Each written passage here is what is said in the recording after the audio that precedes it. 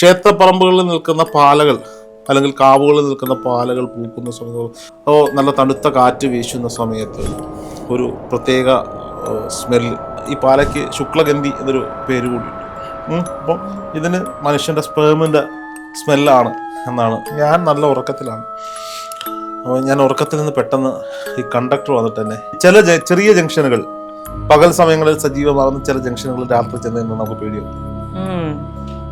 ഒന്ന് രണ്ട് തെരുവ് നായ്ക്കളുണ്ടാവും, അതിൻ്റെ പുകപടലങ്ങൾ ഉണ്ടാവും, നേരിയ മഞ്ഞും കാറ്റും ഉണ്ടാവും. എന്തായാലും ആ ഭാഗത്തൊക്കെ ഒരു ക്ഷേത്രവും പള്ളിയും ഒക്കെ ഉണ്ടാവും, ഇതിൻ്റെതായ അടയാളങ്ങളൊക്കെ ഉണ്ടാവും. വല്ലാത്ത വിജനതയും വല്ലാത്ത ഭയവും നമുക്ക് തോന്നും. അന്ന് ഞാൻ 1 മണിക്ക് ഈ കുന്നിക്കോട് ടൗണിൽ വന്നിറങ്ങുന്നു. ഈ തോടിൻ്റെ അടുത്തൊക്കെ ചെല്ലുമ്പോഴത്തേക്ക് നമ്മൾ പകല് കേട്ടിട്ടില്ലാത്ത ശബ്ദങ്ങൾ, കുളു ശബ്ദം. ഈ വെള്ളം വന്ന് ഈ എന്തെങ്കിലുമൊക്കെ തടഞ്ഞു നിൽക്കുന്ന കല്ലിലും കമ്പിലൊക്കെ അമ്പല കാമ്പൗണ്ടിലോ കാവിലോ നിൽക്കുന്ന പാലയിൽ നിന്നുള്ള മണം വരുന്നുണ്ട്. ഞാനിങ്ങനെ പതുക്കെ നടത്തത്തിൻ്റെ സ്പീഡ് കൂടുന്നുണ്ട്, എൻ്റെ ശ്വാസഗതി കൂടുന്നുണ്ട്. ഞാൻ ഇങ്ങനെ ആലോചിക്കുകയാണ്, എന്തായിരുന്നത്?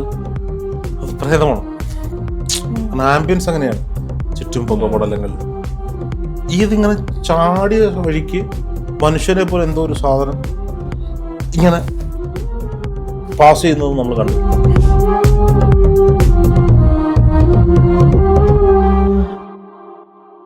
രോഹിതേട്ടാ, ഇപ്പോൾ അബാക് മീഡിയയുമായി ബന്ധപ്പെട്ട് നിൽക്കുമ്പോൾ ഓൺ എ ഡെയിലി ബേസിസ് നമ്മൾ സൂപ്പർ നാച്ചുറൽ സ്റ്റോറീസും അതുപോലെ തന്നെ പല കഥകളും കേൾക്കുന്നതാണ്. പക്ഷെ നമ്മൾ ചെറുതിലെ മുതൽ ഇങ്ങനെ പ്രേത കഥകൾ എന്നൊക്കെ പറയുമ്പോൾ ഇതിലുണ്ടോ ഇല്ലയോ ഇങ്ങനെയൊക്കെ ഒരു ഡൗട്ട് ഉണ്ടാവുമല്ലോ. ശരിക്കും രോഹിതേട്ടന്റെ ലൈഫിൽ പ്രേതമുണ്ട്, ഉണ്ടാകാൻ സാധ്യതയുണ്ട്, അതിനൊരു പോസിബിലിറ്റി ഉണ്ട് എന്ന് തോന്നലുണ്ടാക്കിയ ഒരു ഇൻസിഡന്റ് എന്താണ്? മേഘ, നമ്മള് ഓരോ ദിവസവും കേൾക്കുന്ന കഥകൾ ഒരു പക്ഷേ നമ്മളൊക്കെ ഭാഗ്യവാന്മാരാണ്. കാര്യം ഈ പ്രേക്ഷകരൊക്കെ ഈ കഥകളും ഈ വിശ്വാസങ്ങളും ഒക്കെ കേൾക്കുന്നതിന് മുമ്പ് ആദ്യം കേൾക്കുന്ന ആളുകൾ നമ്മളാണ്. അതിൻ്റെ ആ വീഡിയോ എടുക്കുന്ന അവതാരകരാകട്ടെ, ക്യാമറാമാന്മാരാകട്ടെ, എഡിറ്റർമാരാകട്ടെ, അതിനുശേഷം അത് ചെക്ക് ചെയ്ത് പബ്ലിഷ് ചെയ്യുന്നവരാകട്ടെ, ഇവരൊക്കെയാണ് ഇതൊക്കെ ആദ്യമേ കേൾക്കുക. അപ്പോൾ തുടക്കം മുതലേ എനിക്ക് തോന്നുന്നു പുതിയതായിട്ട് നമ്മുടെ സ്ഥാപനത്തിലേക്ക് വരുന്നവർക്ക് ഇതൊരു വേറൊരു യൂണിവേഴ്സ് ആണെന്ന് തോന്നും, അല്ലെ? നമ്മുടെ ഈ ഒരു ഓഫീസിന്റെ ഒരു സംവിധാനം അനുസരിച്ച് ഈ ഒരു മതിൽക്കെട്ടിനപ്പുറത്ത് ന്യൂസ്, അതിന്റെ അപ്പുറത്ത് എന്റർടൈൻമെന്റ്, ഇവിടെ ഈ പറയപ്പെടുന്ന ഇത്തരത്തിലുള്ള കഥകൾ, അതായത് സ്പിരിച്വലായിട്ടും സൂപ്പർ നാച്ചുറൽ പവേഴ്സിനെയൊക്കെ പറ്റിയൊക്കെ സംസാരിക്കുന്ന, നമ്മൾ ഇതുവരെ കേട്ടിട്ടില്ലാത്ത പല ഹീലിംഗ് മെത്തേഡുകളെയൊക്കെ പറ്റി സംസാരിക്കുന്ന ഒരു സെഷൻ. പക്ഷേ ഒരു മാധ്യമ സ്ഥാപനത്തിൽ നിന്ന് ജേർണലിസ്റ്റായിട്ട് വർക്ക് ചെയ്ത നമ്മുടെ ന്യൂസ് സ്ഥാപനത്തിലേക്ക് വന്നിട്ട് പിന്നീട് ഈ ഒരു മേഖലയിലേക്കുള്ള സംഭവം കേട്ട് അതിനോടുള്ള താല്പര്യം കൊണ്ട് കൂടുതൽ കണ്ടന്റുകൾ എടുക്കുന്ന ആളുണ്ട്. മേഘയെ പോലുള്ളവരെ പറ്റിയാണ് ഞാൻ പറയുന്നത്, അല്ലെ? മേഘയൊക്കെ ആദ്യം നേഷൻ ഫസ്റ്റിൽ ജോയിൻ ചെയ്യുന്നു, പിന്നീട് ആ ബാക്കിലേക്കൊക്കെ വന്നപ്പോൾ മേഘയ്ക്ക് ആദ്യം എന്താ തോന്നിയേ? ഇത് വേറൊരു യൂണിവേഴ്സ് ആണെന്ന് തോന്നി. എനിക്ക് പരിചയമില്ലാത്തൊരു സെപ്പറേറ്റ് യൂണിവേഴ്സ് തന്നെയായിരുന്നു. ആദ്യം കേൾക്കുമ്പോൾ ഒന്നും മനസ്സിലാകില്ലായിരുന്നു, ഇവരെന്താ പറയുന്നതെന്നൊക്കെ ചിന്തിക്കുമായിരുന്നു. അങ്ങനെ ഒരു ഫേസ് ഉണ്ടായിരുന്നു. ഈ പ്രേതമുണ്ട്, ഭൂതമുണ്ട് എന്നൊക്കെ തോന്നലുണ്ടായിട്ടുണ്ടോ? എക്സ്പീരിയൻസ് ഒക്കെ ഉണ്ട്. ഐ മീൻ അങ്ങനെ ആയിരിക്കാമെന്ന് ഡൗട്ട് തോന്നുന്ന എക്സ്പീരിയൻസസ് ഒക്കെ ഉണ്ടായിട്ടുണ്ട്. പക്ഷെ അത് ശരിക്കും പ്രേതമുണ്ട്, ആത്മാവുണ്ട് എന്ന് തോന്നുന്ന അങ്ങനെ ഒരു ക്രെഡിബിൾ ആയിട്ടുള്ള എക്സ്പീരിയൻസ് എനിക്ക് ഉണ്ടായിട്ടില്ല. മേഘ ഇപ്പോൾ ഒരു ക്രിസ്തു മത വിശ്വാസിയാണ്. മേഘയുടെ വീട്ടുകാരൊക്കെ പള്ളിയുമൊക്കെ ആയി ബന്ധപ്പെട്ട് പ്രവർത്തിക്കുന്നവരാണെന്നൊക്കെ മേഘ പലപ്പോഴും പറഞ്ഞിട്ടുണ്ട്. എപ്പോഴും ഒരു വിശ്വാസി ആണ് എന്ന് കാണിക്കത്തെ രീതിയിൽ കൊന്ത ധരിച്ച് നടക്കുന്ന ഒരാൾ കൂടിയാണ്. അല്ല, ഞാൻ മലയിൽ മലയിൽ കുരിശ് ധരിച്ച് നടക്കുന്ന ഒരാളാണ്. അപ്പോ ഞാൻ ചോദിക്കുന്നത്, ഈ ക്രിസ്ത്യൻ മതവിശ്വാസ പ്രകാരം ഈ സോൾ, ആത്മാവ് എന്നുണ്ടല്ലോ, അല്ലേ? ഉണ്ട്. അപ്പോ സ്വാഭാവികമായിട്ടും മേഘ ആ ഒരു വിശ്വാസത്തിന്റെ തലത്തിൽ നിന്ന്, ആ ഒരു പശ്ചാത്തലത്തിൽ നിന്ന് വന്ന ഒരാളാണ്. പക്ഷെ ആത്മാക്കൾ ഭൂമിയിൽ ഇങ്ങനെ നിൽക്കും അങ്ങനെ ഒരു വിശ്വാസവും ഇല്ല അതിൽ. ലൈക്ക് മരിക്കുന്നു, ആത്മാവ് സ്വർഗത്തിലേക്ക് അല്ലെങ്കിൽ നരകത്തിലേക്ക് പോകുന്നു എന്നുള്ള കോൺസെപ്റ്റാണ് അതിലുള്ളത്. പക്ഷെ നമ്മൾ ഈ ഹോളിവുഡ് സിനിമകളൊക്കെ കണ്ടു കഴിഞ്ഞാൽ അതിനകത്തുള്ള പ്രേതങ്ങളൊക്കെ ക്രിസ്ത്യൻ മതവിശ്വാസികളായിരുന്നേ, അല്ലേ? അതൊക്കെ ഇംഗ്ലീഷ് നാട്ടിലെ അല്ല, അവര് മറ്റേ ഇവരെ ഒഴിവാക്കാൻ കുരിശും എക്സോർസിസം ഒക്കെ ചെയ്യുന്ന ആളുകളാണ് നമ്മൾ കണ്ടിട്ടുള്ളത്. ഓക്കെ, എനിവേ അത് പോട്ടെ. ഞാൻ ചുമ്മാ മേഘനോടൊരു ചോദ്യം ചോദിച്ചപ്പോൾ ഞാൻ തിരിച്ചൊരു ചോദ്യം ചോദിച്ചു എന്നേ ഉള്ളൂ. മേഘ, നമ്മൾ ഈ ചെറുപ്പകാലം മുതലേ ഈ പ്രേതപ്പടങ്ങളൊക്കെ കാണുമ്പോൾ നമ്മൾ വീട്ടിൽ അച്ഛനോടും അമ്മയോടും അല്ലെങ്കിൽ തലമൂത്ത ആളുകളോടൊക്കെ ചോദിച്ചിട്ടുണ്ട്, സത്യത്തിൽ പ്രേതമുണ്ടോ? സത്യത്തിൽ പ്രേതമുണ്ടോ നമ്മൾ ചോദിച്ചിട്ടുണ്ട്. നമ്മൾ കണ്ടിട്ടുള്ള പ്രേതങ്ങളൊക്കെ ആരൊക്കെയാണ്? ഇപ്പം എൻ്റെ ഒരു കാര്യം പറഞ്ഞാൽ, ഞാൻ ചെറുപ്പത്തിൽ കണ്ടിട്ടുള്ളത് ആകാശഗംഗയിൽ യക്ഷിയും ഞാനൊക്കെ അതൊരു പ്രേതമായിട്ടൊന്നും കൂട്ടിയിട്ടില്ലല്ലോ. ആകാശഗംഗ പോലെയുള്ള പകൽപൂരം, അതെ, പകൽപൂർ, അങ്ങനെയൊക്കെയുള്ള സിനിമകളിലെ പ്രേതങ്ങളെയൊക്കെയാണ് നമ്മൾ കണ്ടിട്ടുള്ളത്. അതെ. അപ്പോ എന്താണ്, കാല് നിലത്ത് തൊടാതെ സുന്ദരിയായ പ്രേതം, വെള്ളത്തിൽ നിന്ന് പൊങ്ങി വന്നാലും മുടി നനയില്ല, വിരൂപിയായ പ്രേതം, ഇതൊക്കെയാണ് കണ്ടിട്ടുള്ളത്. അപ്പോഴൊക്കെ നമ്മുടെ ഈ പലരോട് നമ്മൾ ചോദിക്കുമ്പോൾ അവരൊക്കെ നമ്മളോട് പറയുന്നത് എന്താണ്, ദൈവമുണ്ടെങ്കിൽ, ഒരു പോസിറ്റീവ് എനർജി ഉണ്ടെങ്കിൽ എപ്പോഴും ഒരു നെഗറ്റീവ് എനർജി ഉണ്ടാവും. സോ ഈ പ്രേതങ്ങളെ നമ്മൾ വിശ്വസിക്കേണ്ടിയിരിക്കുന്നു. എന്റെ അമ്മയും എന്നോട് പറഞ്ഞിരുന്നത് അങ്ങനെയാണ്.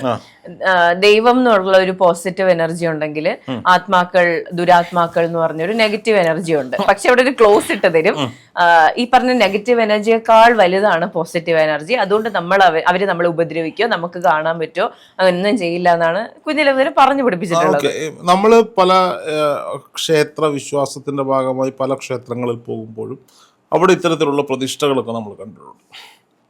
ഓക്കെ, യക്ഷിയമ്മ, കരിനീലി, അങ്ങനെയൊക്കെയുള്ള പല പ്രതിഷ്ഠകളും. അപ്പം ഞാൻ ഇതിൻ്റെയൊക്കെ ഇൻഡെപ്തിൽ പോകുമ്പോൾ ഇത് എന്താണെന്നുള്ളതല്ല ഞാൻ പറയുന്നത്. ഒരു സാധാരണ കുട്ടിയോ ഒരു സാധാരണക്കാരനോ ക്ഷേത്രങ്ങളിൽ പോകുമ്പോൾ കാണുന്നതാണ്. ക്ഷേത്രപ്പറമ്പിലെ പാലമരത്തിന് മുകളിൽ രാത്രി ഉറങ്ങുന്ന യക്ഷിയുടെ കഥകളൊക്കെ നമ്മൾ കേട്ടിട്ടുണ്ട്. അപ്പോൾ സ്വാഭാവികമായിട്ട് ഇതിനൊക്കെ ഒരു സയൻറ്റിഫിക്കലി പറയുകയാണെങ്കിൽ ഇതിനൊക്കെ സയൻസുമായി ബന്ധപ്പെട്ട് പല കഥകളും പറയാനുണ്ടാവും. ഈ ക്ഷേത്രപ്പറമ്പുകളിൽ നിൽക്കുന്ന പാലകൾ അല്ലെങ്കിൽ കാവുകളിൽ നിൽക്കുന്ന പാലകൾ പൂക്കുന്ന സമയം, പ്രത്യേകിച്ച് വൃശ്ചിക മാസ സമയമൊക്കെ ആകുമ്പോഴാണ് ഇത് പൂക്കുക. അപ്പോൾ നല്ല തണുത്ത കാറ്റ് വീശുന്ന സമയത്ത് ഒരു പ്രത്യേക സ്മെല്ല് ആ ഏരിയ മുഴുവൻ ആ കാറ്റത്ത് പാഞ്ഞു. ഈ പാലയ്ക്ക് ശുക്ലഗന്ധി എന്നൊരു പേര് കൂടിയുണ്ട്. അപ്പം ഇതിന് മനുഷ്യൻ്റെ സ്പേമിൻ്റെ സ്മെല്ലാണ് എന്നാണ് പറയുക. ഓക്കെ, അങ്ങനെ ഒരു മണം ചില പാലകൾ പുറപ്പെടുവിക്കാറുണ്ട്.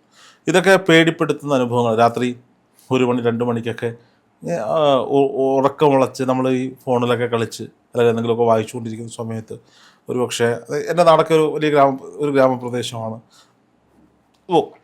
അപ്പോൾ നമുക്കിങ്ങനെ കേൾക്കാൻ കഴിയുന്ന ചില ശബ്ദങ്ങൾ, ചില കാറ്റ്, ഇതൊക്കെ നമ്മളെ ഭയപ്പെടുത്താറുണ്ട്. പേടിച്ച് കിടന്നുറങ്ങിയ ബാല്യം ഉണ്ടായിട്ടുണ്ട്, എല്ലാ ജീവിതത്തിലും ഉണ്ടായിട്ടുണ്ട്. അപ്പോൾ ഞാൻ പറഞ്ഞു വരുന്നൊരു പോയിന്റ്, ഞാൻ പലപ്പോഴും എൻ്റെ ജീവിതത്തിൽ ഉണ്ടായിട്ടുള്ള ഇത്തരത്തിലുള്ള സോൾ പ്രസൻസുകളെ കുറിച്ച് ഞാൻ പലപ്പോഴും വീഡിയോ ചെയ്തിട്ടുള്ളതാണ്. നമ്മൾ എഴുതിയ പുസ്തകത്തിലൊക്കെ എഴുതിയിട്ടുണ്ട്. അപ്പം മേഘ പറഞ്ഞ ആ പോയിന്റിലാണ് ഈ നെഗറ്റീവ് എനർജി ഉണ്ടെങ്കിൽ പോസിറ്റീവ് എനർജി ഉണ്ട്. ആ പോസിറ്റീവ് എനർജിക്ക് ഈ നെഗറ്റീവ് എനർജിയേക്കാൾ നമുക്ക് സംരക്ഷണം ഒരുക്കാൻ കഴിയുന്ന ഒന്നാണ് എന്ന് പറഞ്ഞിട്ട്. അപ്പോൾ ഈ പണ്ട് മുതലേ ഈശ്വരനാമം പാടുക, ഈശ്വരനാമം ചൊല്ലുക. ക്രിസ്ത്യൻ മതവിശ്വാസികളാണെങ്കിൽ കർത്താവിനെ വിളിക്കും, ഹൈന്ദവരാണെങ്കിൽ 33 കോടി ദേവകളെ വിളിക്കും. ഇഷ്ടംപോലെ ഓപ്ഷൻ ഉണ്ട് നമുക്ക്, ആരെ വേണമെങ്കിലും വിളിക്കും. ഇസ്ലാം മതവിശ്വാസികളാണെങ്കിൽ അവരുമായി ബന്ധപ്പെട്ട കാര്യങ്ങൾ അവർക്ക് ചെയ്യാം. ഞാൻ ഈ നാഷണൽ ഹൈവേയുടെ സൈഡിൽ നിന്ന് എൻ്റെ വീട്ടിലേക്ക് ഏകദേശം 2-2.5 കിലോമീറ്റർ നടക്കണം. അപ്പോൾ ഇപ്പോൾ ആ റോഡ് സൈഡ് മുഴുവൻ വീടുകളായി. കുറച്ച് കാലം മുമ്പൊക്കെ, ഞാൻ കഥ പറയുന്നത് 2009 കാലഘട്ടത്തിൽ, ഞാൻ ഡിഗ്രിക്ക് പഠിക്കുന്ന സമയത്ത്, ആ സമയത്തൊക്കെ കുറേ വയലുകളും 2 സൈഡിൽ റബ്ബറും തോട്ടങ്ങളും ഒക്കെ കടന്നിട്ട് വേണം നമ്മൾ അവിടെയൊക്കെ ചേരാൻ. അപ്പോൾ ഞാൻ കോയമ്പത്തൂർ ഡിഗ്രിക്ക് പഠിക്കുന്ന സമയം, അപ്പം എന്തോ ഞാനിങ്ങനെ എല്ലാ ആഴ്ചയൊന്നും നാട്ടിൽ വരുന്ന ആളല്ല. അപ്പോൾ എൻ്റെ കൂടെ പഠിക്കുന്നവരൊക്കെ എല്ലാ വെള്ളിയാഴ്ചകളിലും നാട്ടിൽ പോകും. ഞായറാഴ്ച രാവിലെ തന്നെ ഇവരെത്തുക. ഞാൻ ഇത്രയും ദൂരെ യാത്ര ചെയ്യണമല്ലോ, കോയമ്പത്തൂരിൽ നിന്ന് കൊട്ടാരക്കര വരെ യാത്ര ചെയ്യാന്ന് പറയുന്നത് വലിയ ടാസ്ക്കാണ്. മാത്രമല്ല ട്രെയിൻ യാത്ര എനിക്ക് ഭയങ്കര മടുപ്പുളവാക്കുന്നൊരു കാര്യമാണ്. അന്നായാലും ഇന്നായാലും ട്രെയിനും ബസ്സൊക്കെ എനിക്ക് വലിയ മടുപ്പാണ്, ഒറ്റക്കുള്ള യാത്രകൾ. അപ്പോൾ അങ്ങനെ ഒരു ദിവസം ഞാൻ രാവിലെ കോയമ്പത്തൂരിൽ നിന്ന് ഇറങ്ങി. എന്തോ എനിക്ക് പെട്ടെന്ന് വീട്ടിൽ പോകാൻ തോന്നിയാണ്.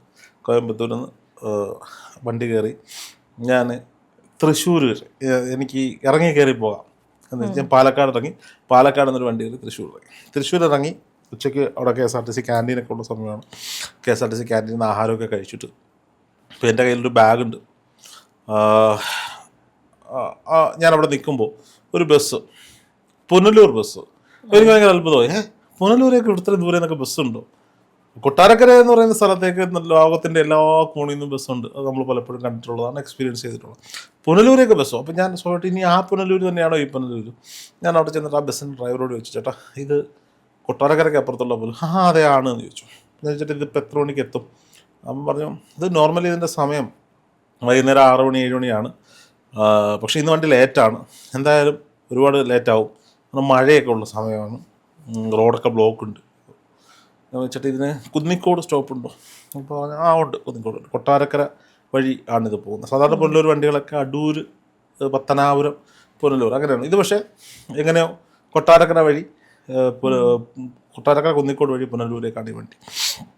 അപ്പോൾ ഞാൻ ആ വാഹനത്തിൽ കയറിയിട്ട് ഞാൻ ആ കണ്ടക്ടറോട് ചേട്ടാ കുന്നിക്കോട്, ഈ കുന്നിക്കോട് ഇത്രയും ദൂരം തൃശ്ശൂരിൽ നിന്ന് കുന്നിക്കോടേക്ക് ഒരു ടിക്കറ്റ് എന്ന് പറയുന്നത് വളരെ കുറച്ച ടിക്കറ്റാണ്. അപ്പോൾ കാര്യമൊക്കെ പറഞ്ഞ് ഞാൻ അവിടെ ഇരുന്ന് വണ്ടിയിലിരുന്ന് ഉറങ്ങി. ഈ വണ്ടി തൃശ്ശൂരിൽ നിന്ന് എടുക്കാൻ തന്നെ പിന്നെ ഏതാണ്ട് 1 മണിക്കൂർ ലേറ്റായിട്ടാണ് വണ്ടി എടുക്കുന്നത്. ഏതാണ്ട് 3 മണി സമയത്തോടുകൂടി വണ്ടി എടുത്തു. പോകുന്ന വഴിയിലെല്ലാം അതിഭീകരമായ ബ്ലോക്ക്, ഭയങ്കരമായ ബ്ലോക്കും കാര്യങ്ങളൊക്കെ ആയിട്ട് ഈ വണ്ടി കുന്നിക്കോട് എത്തുന്നത് രാത്രി 1 മണി സമയത്ത്. ഇപ്പം നോർമലി ഇത്ര സമയമൊന്നും വേണ്ട. അപ്പം ഈ പോകുന്ന വഴിയിലെല്ലാം നല്ല ബ്ലോക്ക് കിട്ടി, എന്തൊക്കെയോ കാരണങ്ങൾ കൊണ്ട് 1 മണിയോടുകൂടിയാണ് എത്തുന്നത്. ഞാൻ നല്ല ഉറക്കത്തിലാണ്. അപ്പോൾ ഞാൻ ഉറക്കത്തിൽ നിന്ന് പെട്ടെന്ന് ഈ കണ്ടക്ടർ വന്നിട്ട് എന്നെ മുട്ടി വിളിച്ചു, സ്ഥലമെത്തി എന്ന് വന്നിട്ട്. ഞാൻ എഴുന്നേറ്റ്, ഈ ഉറക്കത്തിൽ നിന്ന് എഴുന്നേറ്റ് നമ്മളൊരു സ്ഥലത്ത് ഇറക്കിയിട്ടിട്ട് പോകുന്നു. അപ്പോൾ നമ്മൾ കണ്ടിട്ടുള്ള കുന്നിക്കോട് പകൽ സമയത്ത് 24 മണിക്കൂർ പകൽ സമയങ്ങളിൽ സജീവമായി നിൽക്കുന്ന ഇഷ്ടംപോലെ ഓട്ടോറിക്ഷകളും ജീപ്പും വണ്ടിയും ആളും പേരും കടയൊക്കെ ആയിട്ടുള്ള കുന്നിക്കോട് നമ്മളവിടെ ഇറക്കി വിടുമ്പോൾ ഒരു വല്ലാത്ത അവസ്ഥയാണ്. അതൊന്ന് എക്സ്പീരിയൻസ് ചെയ്യേണ്ടുന്നൊരു കാര്യമാണ്. ഇപ്പം നിങ്ങളുടെ ഒരു ലോക്കൽ ടൗൺ ഇപ്പോൾ അത് പാടാണെന്നാണ് എനിക്ക് തോന്നുന്നത്. കാരണം എപ്പോഴും രാത്രി കച്ചവടക്കാരും അതും ഇതൊക്കെ ഉണ്ട്, വാഹനങ്ങളുടെ ഒക്കെ ലഭ്യത കൂടിയതോട്. അതുമല്ല, നമ്മൾ ഈ രാത്രി പുറത്തു പോകുന്നത് എക്സ്പീരിയൻസ് ചെയ്യാറുണ്ടല്ലോ, നമുക്ക് യൂഷ്വൽ കാര്യമായി മാറി. എനിക്കൊന്നും പണ്ട് അതൊന്നും രാത്രിയൊക്കെ കറങ്ങി നടക്കുക, പുറത്തിരിക്കുക. എങ്കിലും ഈ ചില ചെറിയ ജംഗ്ഷനുകൾ പകൽ സമയങ്ങളിൽ സജീവമാകുന്ന ചില ജംഗ്ഷനുകളിൽ രാത്രി ചെന്ന് നമുക്ക് പേടിയാവും. 1-2 തെരുവ് നായ്ക്കളുണ്ടാവും. ഈ കടക്കാർ അവരുടെ വേസ്റ്റ് വൈകുന്നേരം കത്തിച്ചിട്ട് പോകുന്ന, ഗ്രാമപ്രദേശങ്ങളിൽ കിടക്കുന്ന ചെറിയ ടൗണുകളെ പറ്റിയാണ് ഞാൻ പറയുന്നത്. കത്തിച്ചിട്ട് പോകുന്ന അതിൻ്റെ പുകപടലങ്ങളുണ്ടാവും, നേരിയ മഞ്ഞും കാറ്റും ഉണ്ടാവും. എന്തായാലും ആ ഭാഗത്തൊക്കെ ഒരു ക്ഷേത്രവും പള്ളിയും ഒക്കെ ഉണ്ടാവും, ഇതിൻ്റെതായ അടയാളങ്ങളൊക്കെ ഉണ്ടാവും. വല്ലാത്ത വിജനതയും വല്ലാത്ത ഭയവും നമുക്ക് തോന്നും. അത് ഞാൻ 1 മണിക്ക് ഈ കുന്നിക്കോട് ടൗണിൽ വന്ന് ഇറങ്ങുന്നു. അവിടെ എല്ലാം ഈ പറയപ്പെടുന്ന അന്തരീക്ഷം ഭയങ്കര ശാന്തം. വല്ലപ്പോഴും ഹൈവേയിലൂടെ ചീറിപ്പാഞ്ഞു വന്നിട്ട് പോകുന്നൊരു വണ്ടി. അപ്പോൾ ഒരു 11 മണി 12 മണി വരെയൊക്കെ അവിടെ ഓട്ടോറിക്ഷകളുണ്ടാവും നൈറ്റ് ഓടുന്നത്. അന്നൊരു വണ്ടിയില്ല. ഞാൻ വരുന്ന 2-3 വണ്ടിക്ക് കയറി. ഇപ്പോൾ എൻ്റെ വീട്ടിലേക്ക് പോകേണ്ടത് ഒരു 2.5 കിലോമീറ്റർ ഞാൻ പറഞ്ഞല്ലോ, ഗ്രാമീണ റോഡിൽ കൂടിയാണ് പോകുന്നത്. അന്ന് ഈ വലിയ റോഡുകളൊന്നും വന്നിട്ടില്ല. റോഡാണ്, പിഴപൂടി റോഡാണ്, ബസ് പോകുന്ന വഴിയാണ്. പകൽ മാത്രം 1-2 ബസ്സുകൾ സർവീസ് നടന്ന വഴിയാണ്. എൻ്റെ ഫോൺ ഓഫായി. അപ്പോൾ ഇത്രയും ദൂരം യാത്ര ചെയ്ത് വന്നതാണ്. ചെറിയ മറ്റേ പണ്ടത്തെ കാലത്തെ 33 പത്തോ അങ്ങനെ എന്തോ ഒരു ഫോണാണ്, 11 പത്തോ അങ്ങനെ എന്തോ ഒരു ഫോൺ, നോക്കിയുടെ. ഇത് ഓഫായി. എനിക്ക് ആരെയും വിളിക്കാനില്ല. അപ്പോൾ ചിലരൊക്കെ ഉണ്ടല്ലോ, കോളേജിൽ നിന്നൊക്കെ മക്കൾ വരുമ്പോൾ കാത്തു നിൽക്കുന്ന അച്ഛനും അമ്മയും, അല്ലെങ്കിൽ ഓട്ടോറിക്ഷ അറേഞ്ച് ചെയ്ത് വിടുന്നു. നമുക്ക് അങ്ങനെ ഒരു സെറ്റപ്പ് ഞാൻ വീട്ടിൽ പറഞ്ഞിട്ട് പോലും ഇല്ല ഞാൻ വരുന്നു എന്നുള്ള കാര്യം. അപ്പം വേറെ ഓപ്ഷൻ ഇല്ല എനിക്ക്. ഫോണുണ്ടെങ്കിൽ അത് ആരെങ്കിലും വിളിച്ചാൽ, നമ്മുടെ കൂട്ടുകാർക്കൊന്നും അന്ന് ബൈക്കുകളൊന്നും ഇല്ല, ഉണ്ടെങ്കിൽ തന്നെ ഞാൻ ബുദ്ധിമുട്ടിക്കാൻ പോവില്ല. അന്നത്തെ കാര്യമായിട്ട്, അന്നത്തെ ഇടുങ്ങിയ ചിന്താഗതിയുടെ കാര്യമാണ്. ഇപ്പം അങ്ങനെയൊന്നുമല്ല. ഇപ്പം നമ്മൾ ചെല്ലുന്ന 100 പേര് നമ്മളെ വിളിക്കാൻ പറ്റും. അപ്പോൾ ഞാൻ നടക്കാൻ തീരുമാനിച്ചു. അപ്പോൾ ഇവിടുന്ന് കുന്നിക്കോടുന്ന പുള്ളിമുക്ക് ജംഗ്ഷൻ, അവിടെ നിന്ന് ഇങ്ങനെ ഒരു കയറ്റം കയറി വീണ്ടും ഇറക്കി. അവിടെയൊക്കെ വീടുകളുണ്ട്. ഈ വീടുകൾ പോയി കാരാണി എന്ന് പറയുന്നൊരു മേഖലയുണ്ട്. അവിടുന്ന് അതിന് മുമ്പിട്ട് 2 വർഷം റബ്ബറും തോട്ടം നിറഞ്ഞൊരു മേഖലയുണ്ട്. അവിടെയൊക്കെ ഞാൻ പതുക്കെ നടക്കുന്ന രസമാണ്. ഈ ബാഗ് തോളത്തിട്ടിട്ട് നടക്കണം, 2 കൈയും വീശി പകുതി കണ്ണടച്ചു പിടിച്ച് നടക്കണേ. റോഡാണല്ലോ, പേടിക്കാനൊന്നുമില്ല. അപ്പം ഒരു വിധത്തിൽ ആ വിജനമായ സ്ഥലം നമ്മൾ ക്രോസ് ചെയ്തു. വീണ്ടും ജനങ്ങളുള്ള സ്ഥലം, വീടുകളുള്ള സ്ഥലം. അപ്പോൾ വീടുകളിലെങ്ങും അനക്കമൊന്നുമില്ല, എല്ലാവരും ഉറക്കമാണ്, ലൈറ്റുകളൊക്കെ ഓഫാണ്. പിന്നെ കുറച്ച് ദൂരം വയലാണ്, 2 സൈഡിലും വയൽ, തോട്. ഈ തോടിൻ്റെ അടുത്തൊക്കെ ചെല്ലുമ്പോഴത്തേക്ക് നമ്മൾ പകൽ കേട്ടിട്ടില്ലാത്ത ശബ്ദങ്ങൾ, കുളു കുളു കുളു കുളു കുളു ശബ്ദം. ഈ വെള്ളം വന്ന് ഈ എന്തെങ്കിലുമൊക്കെ തടഞ്ഞു നിൽക്കുന്ന കല്ലിലും കമ്പിലും ഒക്കെ തട്ടി. ഞാനങ്ങനെ ഭയന്നു, വല്ലാതെ ഭയന്നു. അവിടെ നിന്ന് വലത്തെ സൈഡിലാണ് ക്ഷേത്രമുള്ളത്. അപ്പം ഉത്സവ സമയത്തൊക്കെ നമ്മൾ അവിടെ ചെന്ന് നിൽക്കുമ്പോൾ ഇങ്ങനെ വലിയ ലൈറ്റുകളൊക്കെ കാണാം. ആ ഭാഗത്ത് ഇങ്ങനെ ഈ കുറേ വയലിൻ്റെ കഴിഞ്ഞിട്ടാണ് ഒരു ഏരിയ. അവിടെ ക്ഷേത്രവും 2-3 കടകളുണ്ട്. ഇവിടെ നിന്ന് എന്തോ വല്ലാത്തൊരു പുക ഞാൻ അന്തരീക്ഷത്തിലേക്ക് പോകുന്നതുകൊണ്ട് നമുക്ക് തോന്നുന്നു. കാറ്റ്, ചെറിയ ചെറിയ ജീവികളുടെ ശബ്ദങ്ങൾ, ഞാനിങ്ങനെ പതുക്കെ നടത്തത്തിൻ്റെ സ്പീഡ് കൂടുന്നുണ്ട്, എൻ്റെ ശ്വാസഗതി കൂടുന്നുണ്ട്, എൻ്റെ ഹൃദയം വെടിക്കുന്നുണ്ട്. ദൂരെ അമ്പല കാമ്പൗണ്ടിലോ കാവിലോ നിൽക്കുന്ന പാലയിൽ നിന്നുള്ള മണം വരുന്നുണ്ട്. ഞാൻ പെട്ടെന്ന് അമ്മേ നാരായണ, ദേവി നാരായണ, ലക്ഷ്മി നാരായണ, ഭദ്രേ നാരായണ, കൊട്ടാരകര ഗണപതി ശരണം, സ്വാമി ശരണയും എനിക്കറിയാവുന്ന മുഴുവൻ ദൈവങ്ങളെയും വിളിച്ച് ഞാൻ നടക്കുകയാണ്. ഞാൻ നടന്ന് ഇവിടെ ഒരു ട്രാൻസ്ഫോമർ ഇരിക്കുന്ന ഒരു ഭാഗമുണ്ട്. ആ ഭാഗത്തോട്ട് നോക്കുമ്പോൾ പെട്ടെന്ന് എന്തോ ഒന്ന് ആ പൊന്തക്കാട്ടിൽ നിന്ന് ചാടി എൻ്റെ മുന്നിൽ കൂടെ ഇപ്പുറത്തേക്ക് ക്രോസ് ചെയ്തു. ഞാൻ തീർന്നു, എന്നെ പ്രേതം പിടിച്ചു, എന്നെ പിടിച്ചു നാണയില്ല. ഞാൻ അവിടുന്ന് നിലവിളിച്ചുകൊണ്ട് കണ്ണുടച്ചൊരു ഒറ്റ ഓട്ടം ഓടി. ഈ ഓടിയ ഓട്ടം ഞാൻ വീട്ടിൽ ചെന്നാണ് നിന്നത്. വീട്ടിൽ ചെന്ന് നിന്ന് കുറേ നേരം നിന്ന് അയച്ച് ശ്വാസം വീണ്ടെടുത്തതിന് ശേഷമാണ് ഞാൻ കതവിൽ കൊട്ടിയിട്ട് അമ്മയച്ഛനെ വിളിച്ചോണ്ട്. അമ്മയച്ഛനൊക്കെ ചോദിക്കുകയാണ് എന്താ പറ്റി, എപ്പോഴാണ് നീ എന്താ പറയാതെ വന്നതൊക്കെ ചോദിക്കുമ്പോഴും ഞാൻ പെട്ടെന്ന് മറുപടി പറഞ്ഞിട്ട് എനിക്ക് ഉറങ്ങണം എന്ന് പറഞ്ഞിട്ട് ഞാൻ റൂമിൽ കയറി കഥ അടച്ചിട്ട് ഞാൻ കിടക്കുകയാണ്. അപ്പം ഞാൻ ഇങ്ങനെ ആലോചിക്കുകയാണ് എന്തായിരുന്നത്, അത് പ്രേതമാണ്. കാരണം ആംബിയൻസ് അങ്ങനെയാണ്, ചുറ്റും പുകപടലങ്ങൾ. അങ്ങനെ ഇതിങ്ങനെ ചാടിയ വഴിക്ക് മനുഷ്യനെ പോലെ എന്തോ ഒരു സാധനം ഇങ്ങനെ പാസ് ചെയ്യുന്നത് നമ്മൾ കണ്ടിട്ടുണ്ട്. ഇതിങ്ങനെ ചാടുന്നു, പെട്ടെന്ന് ഒരു മനുഷ്യനെ പോലെ ഒരു സാധനം ഇങ്ങനെ പാസ് ചെയ്തു പോകും. പിന്നെ നമുക്ക് നിൽക്കാൻ സമയമില്ല, നമ്മൾ റിഫ്ലക്സ് ആക്ഷൻ പോലെ ഓടുകയാണല്ലോ, ഇത് നോക്കാനൊന്നും സമയമില്ല. നേരം എടുത്ത് രാവിലെ ഞാൻ എഴുന്നേറ്റ്, എനിക്ക് പനിയായിരുന്നു, ചെറിയ പനിയുണ്ട്. ഞാൻ എന്നിട്ടും അമ്മ ചായയൊക്കെ ഇട്ട് എന്നിട്ട് എനിക്കിത് ഇവിടെ പോയി നോക്കണം. അപ്പോൾ ഇനിയിപ്പോൾ നോക്കാം, പകലാണല്ലോ, അവിടെ എന്തായാലും വയലിലൊക്കെ ജോലിക്ക് വരുന്നുണ്ട്. ഞാനിങ്ങനെ ആ ജംഗ്ഷനിൽ പോയി നോക്കിക്കഴിഞ്ഞപ്പോൾ ഈ ഇടത്തെ സൈഡിൽ വാഴ നട്ടിരിക്കുന്ന വാഴക്കണ്ടോണം. അപ്പോൾ അവിടെ അതിൻ്റെ ഉടമസ്ഥനും കുറച്ച് പണിക്കാരോട്ട് ഞാനോട്ട് ചോദിച്ചു, എന്തുകൊണ്ടാ രാവിലെ നീ എപ്പോഴാണ് വന്നതെന്നൊക്കെ ചോദിച്ചു. ഒന്ന് പറയണ്ടോ, ഇന്നലെ കാട്ടുപന്നി ഇറങ്ങി 3 മൂട് വാഴയായിട്ട്. ഈ പാവം കാട്ടുപന്നി അവിടെ കണ്ട് സമാധാനത്തോടെ കിടക്കുവോ ഏതാണ്ട് ചെയ്യുമായിരുന്നു. അപ്പോഴാണ് ഞാനില്ല രാമ രാമ രാമ രാമ പാടിക്കൊണ്ട് അമ്മേ നാരായണ പാടിക്കൊണ്ട് പെട്ടെന്ന് അങ്ങോട്ട് ചെന്നത്. എന്നെ കണ്ടുകൊണ്ട് ഈ പന്നി എടുത്ത് ചാടി ചെന്ന് വാഴയിലിടിച്ചിട്ട് ഈ വാഴയുടെ കന്നും കൂടെ മറിഞ്ഞ് വീഴുന്ന കഴിഞ്ഞാൽ മനുഷ്യരൂപമായിട്ട് കണ്ടത്. ഞാൻ പിറ്റേന്ന് രാവിലെ ഇത് ഇവിടെ പോയി നോക്കിയില്ലായിരുന്നെങ്കിൽ എനിക്ക് എന്താ പറ്റിയെന്ന് അറിയണമല്ലോ. നോക്കിയില്ലായിരുന്നെങ്കിൽ ഞാനിത് 10 പേരോട് ഞാൻ അവിടെ വെച്ച് പ്രേതത്തെ കണ്ടു. ഇതിനൊരു സയൻറ്റിഫിക് വശമുണ്ട്. ഇപ്പോൾ സുമതി വളവനെ പറ്റി നമ്മൾ പലപ്പോഴും വീഡിയോ ചെയ്തപ്പോഴൊക്കെ നമ്മളോട് ഈ പാരാസൈക്കോളജിസ്റ്റ് ജോജി മാത്യു സാറിനെ പോലുള്ളവർ പറഞ്ഞു തന്നിട്ടുള്ളത്, ഇത് മെമ്മറീസ്, ഓർമ്മകളാണ്. അവിടെ പലരുടെ ഓർമ്മകൾ അവിടെ കിടന്നിട്ട് അത് പിന്നീട് പലർക്കും ദൃശ്യമാകുന്നതാണ്. മനസ്സിലായോ ഞാൻ പറഞ്ഞ എന്താന്ന്? ഇപ്പം ഞാൻ അവിടെ പറയും, ഞാൻ എൻ്റെ 10 കൂട്ടുകാരോട് പറയണേ, ഞാൻ ഇന്നലെ ഇവിടെ വെച്ച് പ്രേതത്തെ കണ്ടു, നീ പോകുമ്പോൾ സൂക്ഷിക്കണം. അതിൽ 5 പേരെങ്കിലും രാത്രി അതിലേക്കൂടെ പോകുമ്പോൾ ഈ ചിന്ത അവരുടെ മനസ്സിലുണ്ടാവും. ആ പേടിയോടുകൂടി അവർ നോക്കുമ്പോൾ അവർക്കും ചില കാര്യങ്ങൾ ചിലപ്പോൾ കാണാൻ പറ്റിയെന്ന് തോന്നും. അവരവരുടെ ആ ചിന്ത, ആ ഭയം അവിടെ ഉപേക്ഷിച്ചിട്ട് ആണ് പോകുന്നത്. ഭയം കലർന്ന ആ ചിന്ത ഇങ്ങനെ 100 കണക്കിന് ആളുകളാകുമ്പോൾ അവിടെ സ്വാഭാവികമായിട്ട് ഒരു പേടിയില്ലാത്ത ആളുകൾക്കും ഇതുപോലെ എന്തെങ്കിലുമൊക്കെ കാണാനുള്ള തോന്നലുകളുണ്ടാവും. ഞാൻ പറഞ്ഞു വന്നത്, ഈ നാട്ടിലെ പല പ്രേതകഥകളും ഇങ്ങനെ ഉണ്ടായിട്ടുള്ളതാണ്. ഇനി ആ പന്നി ചാടി വരവിന് ഞാൻ ഓടുന്നോട്ടം ഞാനൊരു തോട്ടിൽ വീണു. എനിക്ക് പരിക്ക് പറ്റിയ എന്നെ പ്രേതൻ അടിച്ചിട്ടു എന്നൊരു കഥ ഓർക്കാൻ പറ്റിയതല്ലേ, അല്ലെങ്കിൽ മാടൻ അടിച്ചിട്ടു എന്നൊരു കഥ വരും. ഈ ഭാഗത്തിൻ്റെ ഒരു പ്രത്യേകത, നമ്മുടെ മേലില ശ്രീധർമ്മശാസ്ത്ര ക്ഷേത്രത്തിലെ ഭദ്രകാളി തിരുമുടി ഇരിക്കുന്നത് വടക്കോട്ടുള്ള ശ്രീകോവിലാണ്.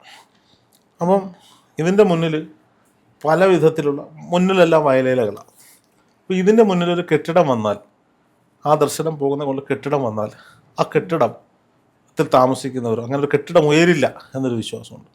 ഇപ്പോൾ അവിടെ ഒരു ഫാം വന്നിട്ടുണ്ട്, വലിയ കൊട്ടിഘോഷിച്ച് വന്ന ഫാമാണ്. ഇപ്പോൾ ആ ഫാമൊക്കെ ഭയങ്കര വല്ലാത്ത ദുരിതാവസ്ഥയിലൂടെ പോയിക്കൊണ്ടിരിക്കുക. അത് ആവേണ്ടുന്ന ഫാമാണ്, ജനങ്ങളെ ബുദ്ധിമുട്ടിച്ചുകൊണ്ട് വന്ന ഫാമാണ്. അപ്പോൾ ആ മേഖല വെച്ചിട്ടാണ്. അപ്പോൾ ഈ കഥ വേറെ രീതിയിൽ പ്രചരിക്കും.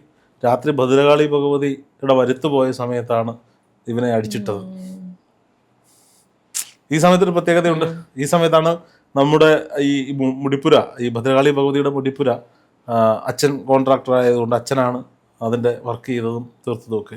അപ്പോൾ എനിക്ക് അവിടെ വെച്ചൊരു അപകടം സംഭവിച്ചാൽ നാട്ടുകാർ പറയുന്നത് എന്താ, അവിടുത്തെ കൺസ്ട്രക്ഷൻ ശരിയല്ല, ഭഗവതിക്ക് ഇഷ്ടപ്പെട്ടില്ല, രാത്രി മോനെ അടിച്ചിട്ടു എന്ന് പറഞ്ഞാളേ.